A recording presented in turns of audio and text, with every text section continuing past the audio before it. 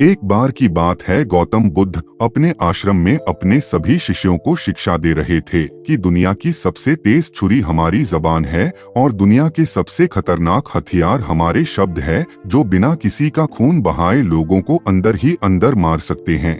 हमारे शब्द हमारी ताकत हो सकते हैं, लेकिन यह हमारी सबसे बड़ी कमजोरी भी हो सकते हैं।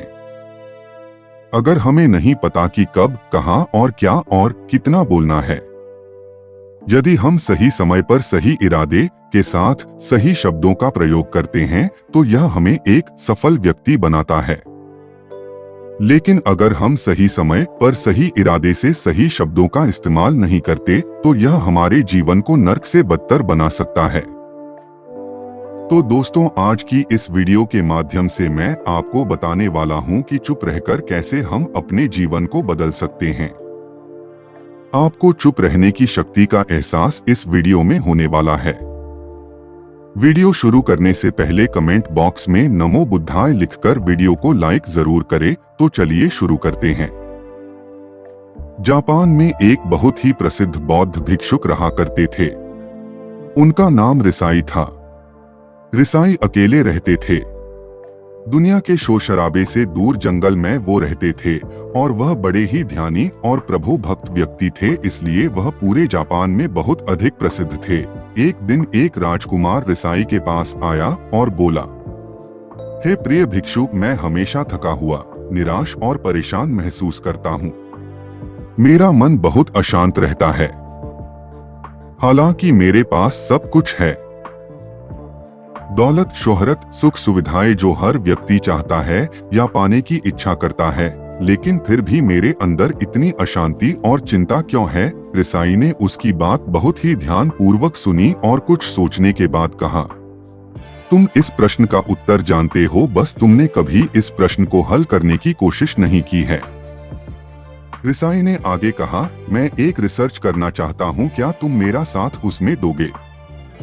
10 आसान आदतें जो 30 दिन में आपको एक नया इंसान बना देंगी। इस रिसर्च के बाद तुम्हारे जीवन में किसी भी तरह की अशांति और चिंता नहीं रहेगी। ये बातें सुनकर राजकुमार बहुत हैरान था। उसने रिसाई से कहा, बताइए मुझे क्या करना होगा? अपने मन की शांति के लिए मैं कुछ भी करने को तैयार हूँ। राजकुमार की इन्हीं बातों को सुनकर भिक्षु ने कहा, तो फिर आप अगले 15 दिन के लिए मेरे आश्रम में रहोगे और एक सामान्य व्यक्ति की तरह अपना जीवन व्यतीत करोगे और इन 15 दिनों में तुम अकेले और चुपचाप रहोगे। जितना हो सके कम बोलोगे।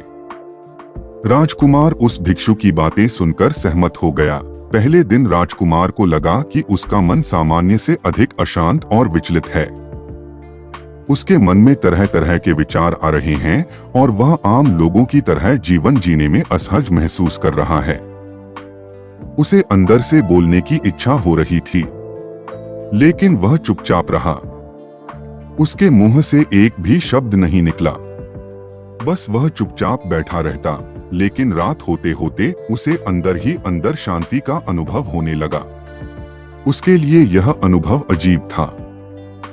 वह खुद से पूछ रहा था कि वह अंदर ही अंदर इतना खुश क्यों है और उसकी आंतरिक बेचैनी और चिंता कम क्यों होने लगी है। अगले दिन राजकुमार अकेला चुपचाप बैठा रहा और वह प्रकृति को निहार रहा। वह पौधों को, फूलों को, आकाश में उड़ रहे पक्षियों को। वह अपने जीवन में पहली बार यह अद्भुत दृश्य महसूस कर रहा था कि उसके पास कितनी सुंदरता है। वह दिन भर प्रकृति की सुंदरता को निहारता रहता और उसकी ताजगी को महसूस करता रहता। इसी तरह से 10 दिन बीत गए और उसके मन की सारी बेचैनी, सारी हलचल, सारी उथल पुथल और सारा तनाव गायब हो गया। 11वें दिन की सुबह राजकुमार फिर से एकांत में बैठ गया और कुछ ही मिनटों में उसकी आंखें अपने आप बंद हो गई और वह गहरे ध्यान में चला गया। वह पूरे दिन वहीं पर आंखें बंद करके बैठा रहा और गहरे ध्यान में डूबा रहा। ना कोई शब्द, ना कोई चिंता। राजकुमार भीतर से असीम शांति और आनंद से भर गया। राजकुमार अपने बाकी के 4 दिन इसी तरह गहरे ध्यान में व्यतीत करने के बाद 15 दिन बाद रिसाई के सामने प्रस्तुत हुआ और रिसाई को प्रणाम करके बोला, प्रिय भिक्षु, मुझे उत्तर मिल गया कि मेरे मन में इतनी उथल पुथल और चिंता क्यों थी। मैं जान गया कि मेरा मन इतना अशांत और विचलित क्यों था। रिसाई मुस्कुराते हुए पूछा, बताओ क्या उत्तर मिला तुम्हें? राजकुमार ने कहा, मैं आवश्यकता से अधिक बातें करता था। मैं किसी पर भी अपने शब्द और ऊर्जा व्यर्थ करता था। मैं दिन भर अपने लोगों से फालतू की बातें करता रहता और फिर उन्हीं के बारे में अकेले में सोचता रहता और ज्यादातर समय नकारात्मक ही सोचता रहता। इस तरह मैं बस अपना समय बर्बाद कर रहा था। ज्यादा बोलने और नकारात्मक सोचने की वजह से मेरा मन अशांत और बेचैन हो गया था और इसी वजह से मैं किसी भी काम को ठीक से नहीं कर पा रहा था, जिसकी वजह से मैं हर काम में असफल होने लगा और फिर इन्हीं लगातार मिलने वाली असफलताओं की वजह से ही मैं और भी उदास और चिड़चिड़ा हो गया। इन्हीं सभी चीजों की वजह से मेरा जीवन नष्ट हो रहा था, लेकिन यहाँ पर बिताए हुए 15 दिन मेरे लिए पूरी तरह से अलग थे। मुझे कुछ अलग ही एहसास यहाँ पर हो रहा था। अब मुझे ऐसा लग रहा है मैं अपना जीवन पूरी तरह से जी रहा हूँ, लेकिन इससे पहले मैं अपना जीवन गलत तरीके से जी रहा था और मैंने यह भी सीखा कि हमें सिर्फ ध्यान करने की जरूरत नहीं है। ध्यान अपने आप होता है जब हम इस शांत और मौन होते हैं। ध्यान के पिछले कुछ दिनों के दौरान मैंने जो पहली चीज सीखी वह यह है कि मनुष्य के जीवन के सबसे महत्वपूर्ण घटना स्वयं को जानना है। यह सुनकर रिसाई ने कहा, सिर्फ तुम ही नहीं, दुनिया में ज्यादातर लोग जरूरत से ज्यादा बोलते हैं। आज भी लोग ज्यादातर समय केवल एक दूसरे को नीचा दिखाने के लिए ही बोलते हैं। कुछ लोग ना चाहते हुए भी बातें करते हैं और अपना जीवन बर्बाद कर लेते हैं। रिसाई ने राजकुमार को चुप रहने का महत्व समझाते हुए कहा, एक बार गौतम बुद्ध से उनके शिष्यों ने पूछा, प्रिय बुद्ध, आप ज्यादातर समय चुप क्यों रहते हैं? बुद्ध ने कहा, क्योंकि चुप रहने से व्यक्ति अंदर से अनंत शांति की गहराइयों में होता हूँ। मौन अपने भीतर उतरने की पहली सीढ़ी है। मौन के बिना स्वयं को जानना असंभव है। स्वयं को जानने और समझने का पहला नियम है कि मौन हो जाओ। उतना ही बोलो जितना अत्यंत आवश्यक हो। बेफिजूल की बातें करना छोड़ दो। तुम अचानक पाओगे कि 90% से भी ज्यादातर लोग व्यर्थ ही ज्यादा बोलकर अपना समय बर्बाद कर रहे हैं। ना बोलने का कोई भी नुकसान नहीं है, लेकिन यदि आप ज्यादा बोलते हैं तो आप अत्यधिक गलती कर देते हैं। अगर व्यक्ति कम बोलना शुरू कर दे तो दुनिया की 90% मुसीबतें कम हो जाएगी, झगड़े फसाद कम हो जाएंगे, उपद्रव कम हो जाएंगे, अदालतें कम हो जाएगी। अगर लोग थोड़ा चुप रहना सीख लिए, संसार की बहुत सारी समस्याएं हैं, बहुत सारा उपद्रव सिर्फ बोलने से पैदा होते हैं।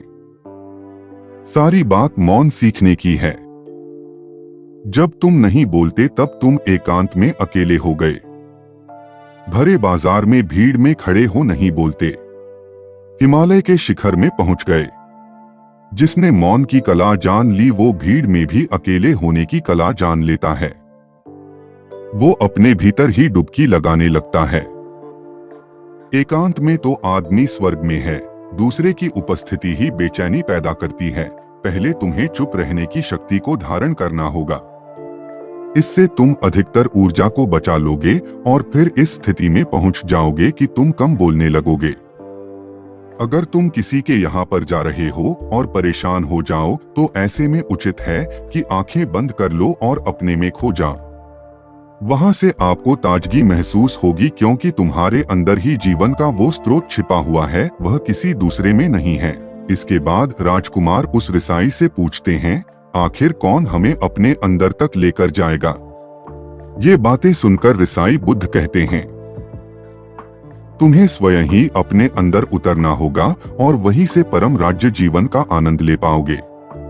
आनंद का यहीं से जन्म हुआ है, यहीं से तुम मौत में डूब जाओगे।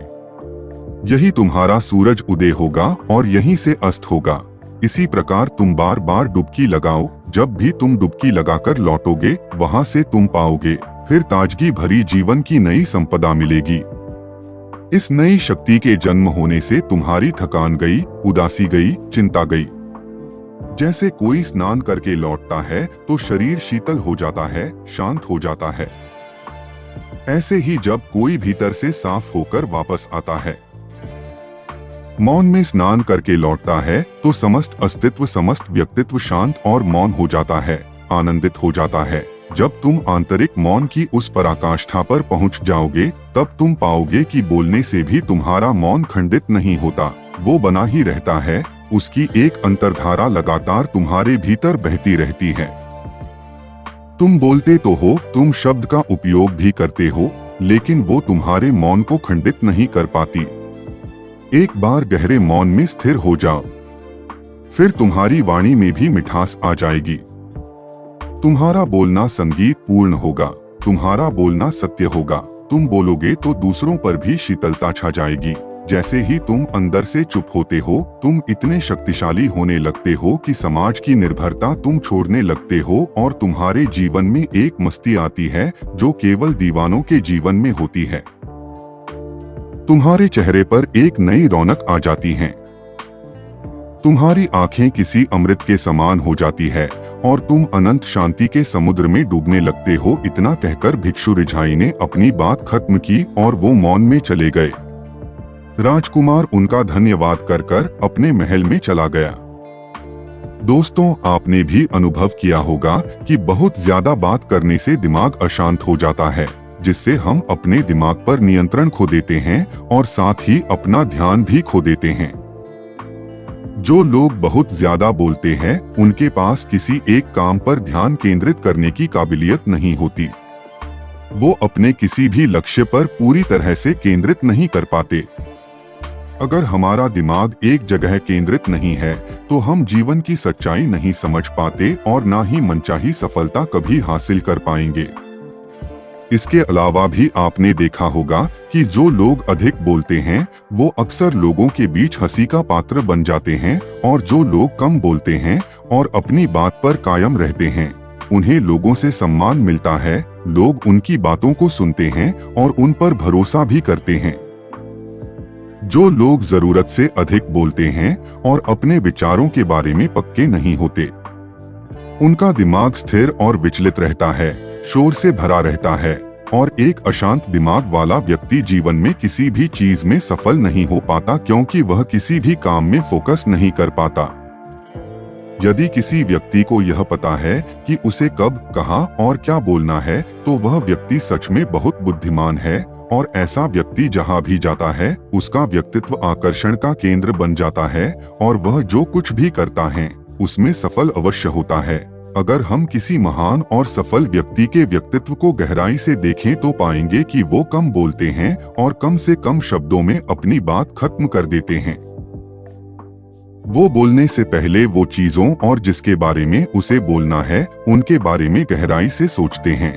लेकिन जो लोग बहुत ज्यादा बोलते हैं, बहुत बार वो झूठ भी बोलते हैं और अपनी बातों से दूसरों के मन और विचारों पर कचरा डालते रहते हैं।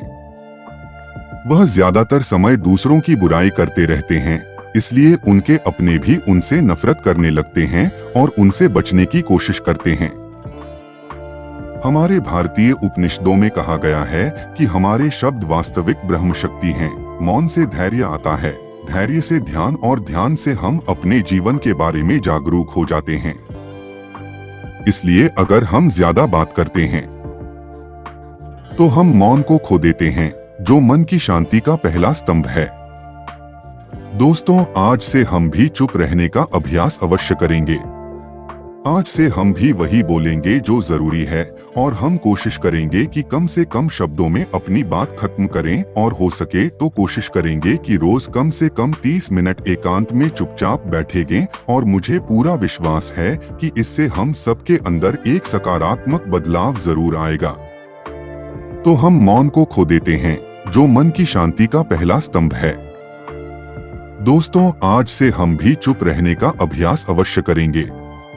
आज से हम भी वही बोलेंगे जो जरूरी है, और हम कोशिश करेंगे कि कम से कम शब्दों में अपनी बात खत्म करें, और हो सके तो कोशिश करेंगे कि रोज कम से कम 30 मिनट एकांत में चुपचाप बैठेंगे। और मुझे पूरा विश्वास है कि इससे हम सबके अंदर एक सकारात्मक बदलाव जरूर आएगा। दोस्तों, उम्मीद करता हूँ आपको यह वीडियो से बहुत कुछ सीखने को मिला होगा। दोस्तों, यह वीडियो आपको कैसी लगी हमें कमेंट करके जरूर बताइएगा और उसके बाद इस वीडियो को अपने परिवार और मित्रगण तक जरूर शेयर करें। धन्यवाद। नमो बुद्धाय।